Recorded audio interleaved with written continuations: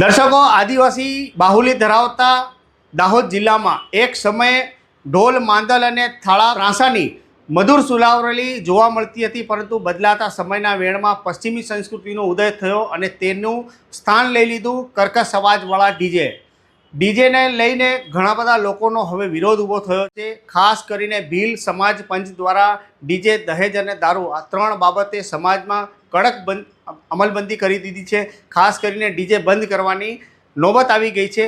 ડીજેને લઈને ઘણા બધી મિથ્યાઓ લોકોમાં ડીજે સંચાલકો સામે કાર્યવાહી થતી હતી, પોલીસ સામે રજૂઆતો થતી હતી। આ સમગ્ર મામલે ડીજે સંચાલકો ભેગા થયા હતા અને પોલીસ પાસે મદદ માટે આવ્યા હતા, કારણ કે તેમની રોજીરોટીનો પ્રશ્ન હતો, તેમની સર્વાઈવલનો પ્રશ્ન હતો। હવે ભીલ સમાજ દ્વારા ડીજેને પ્રતિબંધિત કરી દેવામાં આવ્યું છે। આ તરફ શહેરમાં પણ ડીજે નીકળે છે ત્યારે પોલીસ કાર્યવાહીનો શિકાર થાય છે। હવે આવા તબક્કામાં સર્વાઈવલ કેવી રીતે કરવાનું, તેમના ધંધા રોજગાર પર સંકટ આવ્યું એટલે પોલીસની મદદ લીધી। હવે પોલીસે આ મામલે તમામ ડીજે સંચાલકો સાથે આજે બેઠક યોજી હતી અને આ બેઠક બાદ ડીવાયએસપી જગદીશ ભંડારીએ શું કહ્યું હતું જોઈશું આ રિપોર્ટ।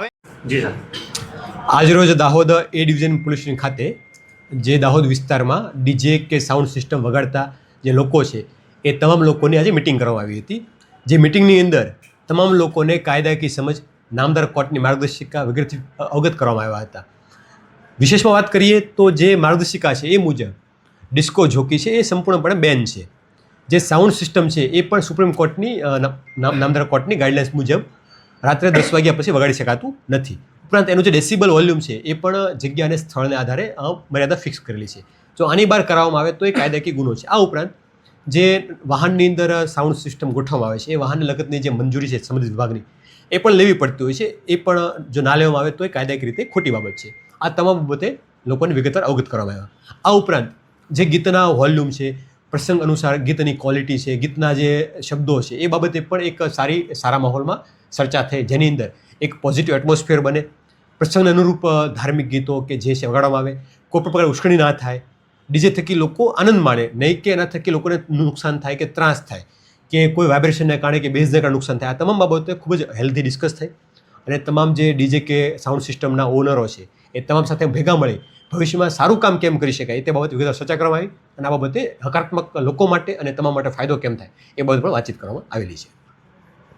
આ મામલો ડીજે સંચાલકો પાસે ગયો છે, કારણ કે ઘણી બધી અલગ અલગ ફરિયાદો હતી, ઘણા બધા ઇસ્યુ ડીજે સંચાલકોનો અંદરો ન હતા, એટલે હવે તે લોકોને પોલીસ દ્વારા સમજણ કરવામાં આવી છે કે નિયમમાં કઈ રીતે રહી શકાય છે, કેવી રીતે એક આયોજન કરો અને એક લાઇનમાં નિયમમાં રહીને તમે મર્યાદિત સમયમાં મર્યાદિત ગાઈડલાઇન મુજબ ડીજે વગાડો અને જેથી કરીને પોલીસ કાર્યવાહીનો શિકાર ન થઈ શકો અને સાથે તમારી રોજીરોટી પર પણ સંકટ નહીં આવે। એટલે હવે ડીજે સંચાલકોએ પણ પોલીસને બાહેધરી આપી છે અને આવનારા સમયમાં એક ફોર્મ્યુલા નક્કી કરીને, નિયમાવલી નક્કી કરીને સમગ્ર ડીજે સંચાલકો આ નિયમોને ફોલો કરશે અને તેના અનુસંધાને ડીજેનું વગાડશે, જેથી કરીને પોલીસ કાર્યવાહીથી તેઓ બચી શકે અને તેમનું સર્વાઈવલ, તેમની રોજીરોટી પણ ના છીનવાય।